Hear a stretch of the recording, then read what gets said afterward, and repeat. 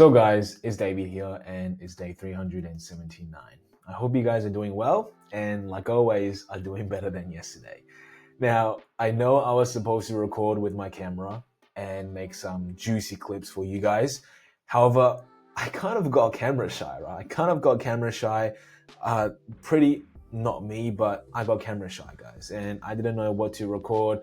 Therefore, I didn't record much clips on there.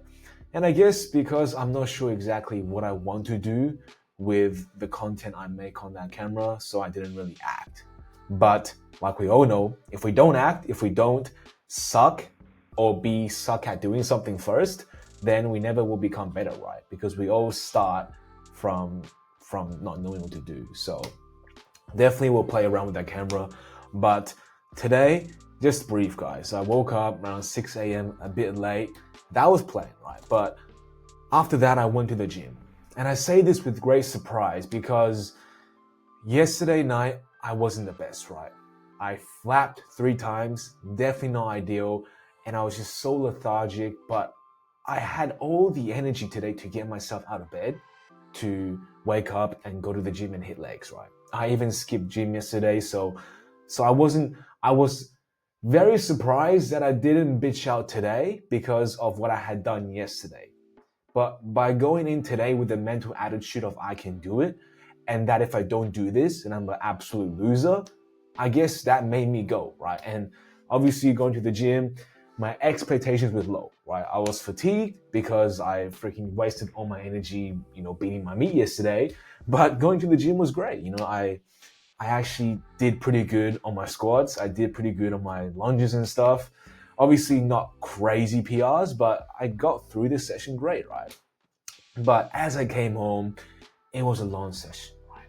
Feeling tired, got back home, saw the TV, and I just fired up all these triggers inside of me saying that, David, you know exactly what to do next, right?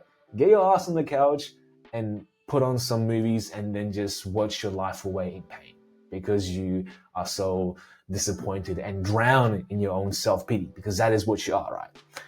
And quite frankly, guys, that is what I did, right? I opened the TV, I watched the movie, and I kind of felt shit for myself. I felt sorry for myself, and I just take it as it is.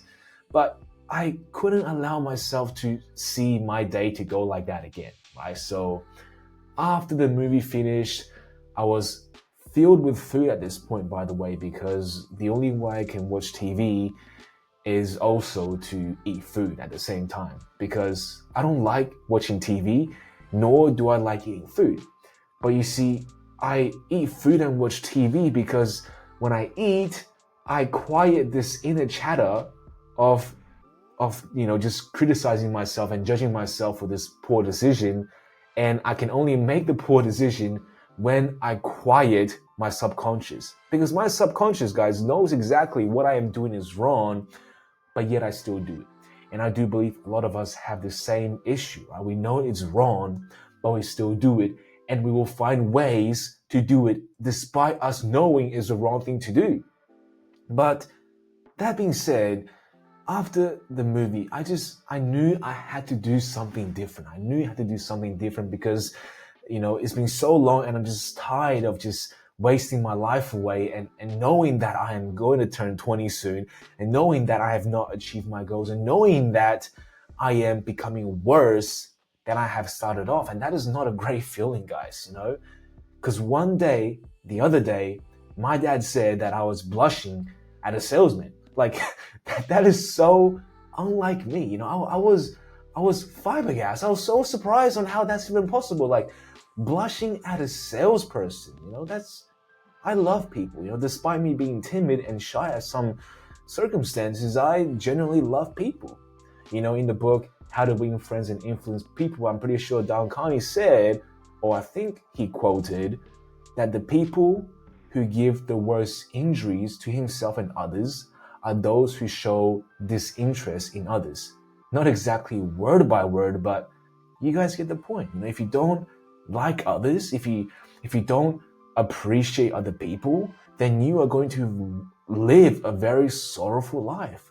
Not only to others, but to yourself, because we live in a world of social dynamics, and we're supposed to have social connections. It's just how it works. But when my dad said I blushed at salespeople, I was so confused, right? And it just shows that yes, maybe I was embarrassed or something. Maybe I was, a little bit I don't know, a bit not me, but it was just so unlike me. And I realized that perhaps I am embarrassed or perhaps I am blushing because I know that I am not being myself as how I have displayed myself to be, right? And in the book, How to Break the Habit of Being Yourself by Dr. Joe, the book I'm reading at the moment, it says that there's an upper hand and a bottom hand, right? And the upper hand is the character, the person you try to display to other people, right? And there's an identity gap.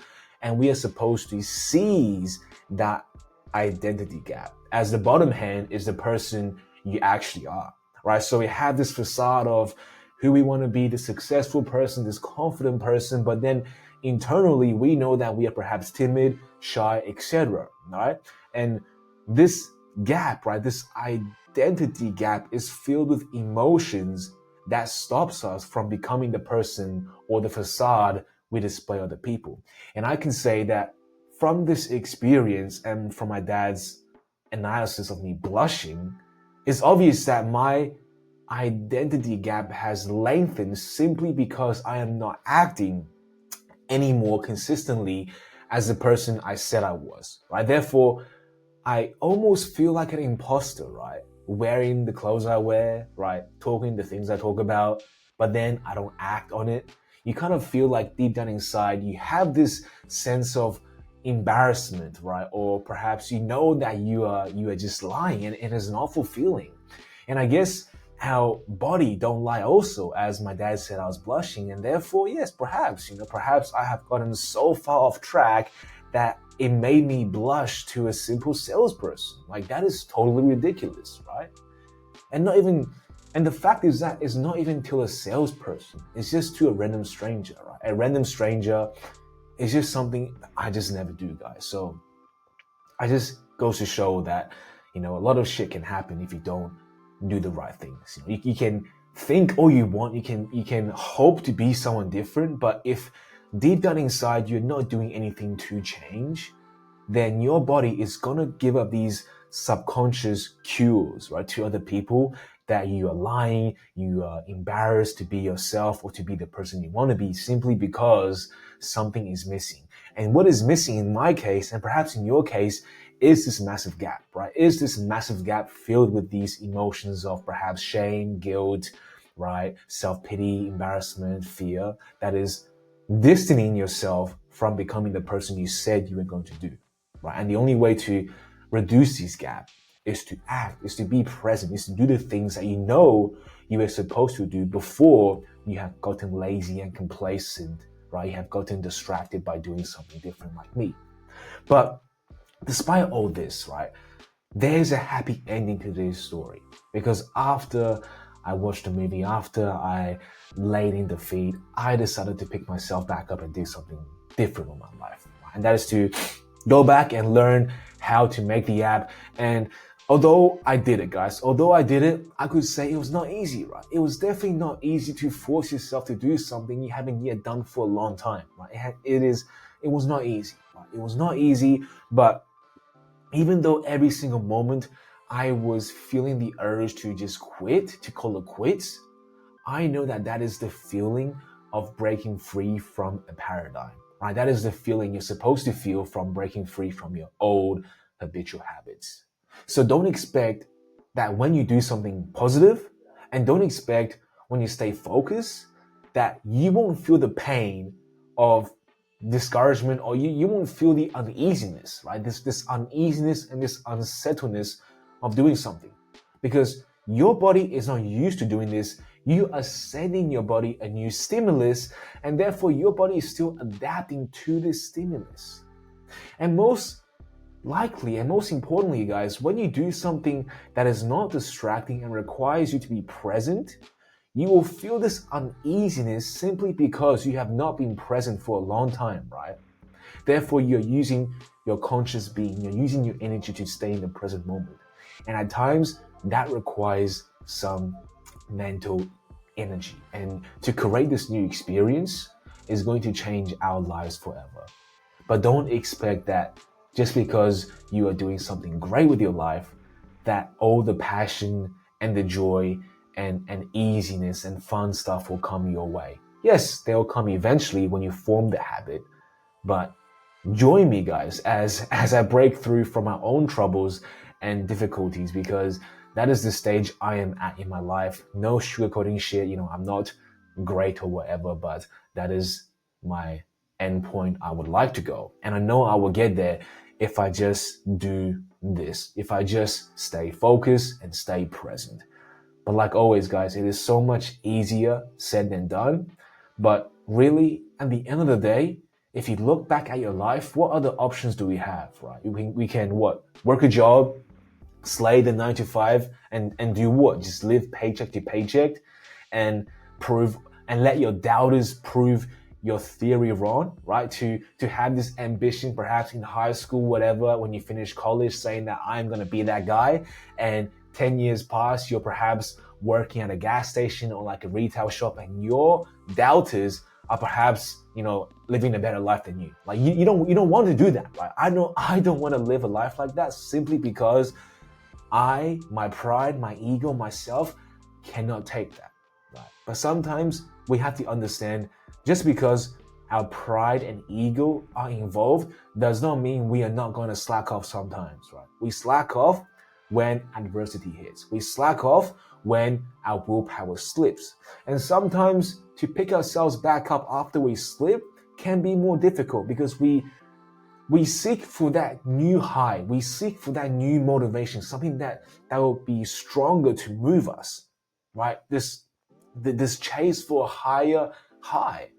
But I could say that the moment you start to look for that higher high is when you start to realize that the self-improvement journey or your journey becomes more difficult, right? It is almost as chasing an addiction, right?